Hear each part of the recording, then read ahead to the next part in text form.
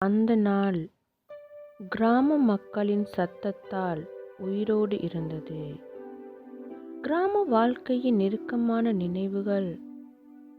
காலை எழுந்தால் சேவல் கூவும், கால் தடங்கள் நிறைந்த மண் சாலை, வீட்டிலிருந்து அம்மாவின் அழைப்பின் சத்தம், அமைதியாக சிரிக்கும் அப்பாவின் முகம், குழந்தைகளின் ஓட்டம்.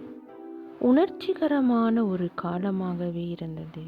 மண் பாதையில் சேர்ந்து நடந்த அந்த நாட்கள். ஒவ்வொரு காலடிக்கும் ஒரு நினைவு இருந்தது. வயலில் சிரிப்பு கலந்த காற்று வீசியது.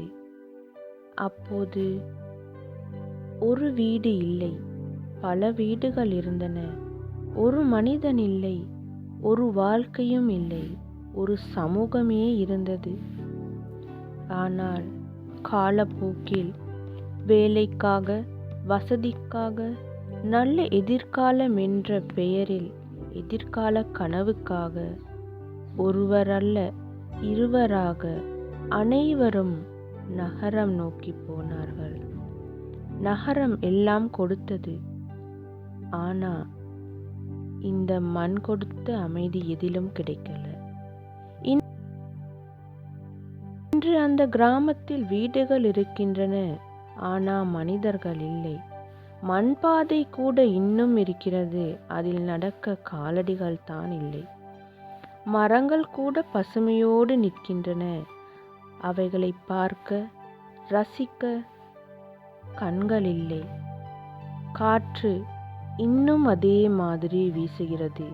சூரியன் தினமும் எழுந்துக்கிட்டே இருக்கிறான். இயற்கை அங்கேயே இருக்கிறது. அதே காற்று, அதே சூரியன், அதே பசுமை. ஆனால் அதை ரசிக்க யாரும் இல்லை. நகரம் மனிதனை இழுத்து கொண்டது. கிராமம் இயற்கையோடு தனியாக விடுபட்டு விட்டது. இன்று அந்த கிராமம் மௌனமாய் கேட்கிறது, நான் மாறலையே, நீங்கள் தான் மாறிட்டீங்க என்று.